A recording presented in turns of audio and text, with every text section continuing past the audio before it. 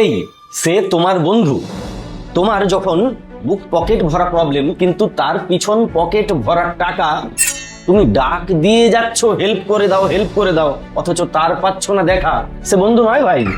আর ওকে যদি তুমি ত্যাগ করতে না পারো, তুমি ডুবে যাবে, টুবুক করে ডুবে যাবে, কেউ তোমাকে বাঁচাতে পারবে না। তুমি আমার কথাটা মিলিয়ে নেবে, যাদের জীবনে এমন বন্ধু আছে তারা প্রত্যেকে ডুবে গেছে।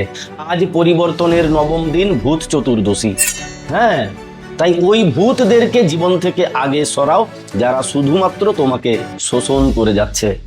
তোমার সুসময়ে তারা আছে, কিন্তু যখনই তুমি বিপদে পড়েছো তারা চুপটি করে সরে গেছে। এদেরকে যদি জীবন থেকে সরাতে না পারো, তুমি কোনোদিন পরিবর্তিত হতে পারবে না। পরিবর্তিত হওয়া মানে যেখানে প্রবলেম সেখানটাকেই পরিষ্কার করা। ওরা আরো বড় প্রবলেম, যারা তোমার বিপদের দিনে তোমার সঙ্গ দেয় না, অথচ তুমি তাদেরকে বন্ধু ভেবে মনের গোপন কোণে আপন করে রেখে দিয়েছো। মুছে দাও। ইমোশন দিয়ে কিছু দিন চলতে পারে, জীবন চলে না।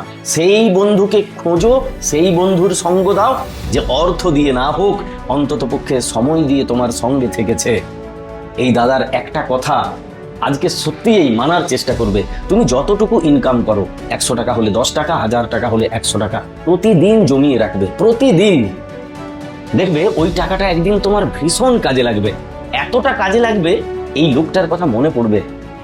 প্রতিদিন করবে, তুমি সত্যি একদিন ভীষণ উপকৃত হবে।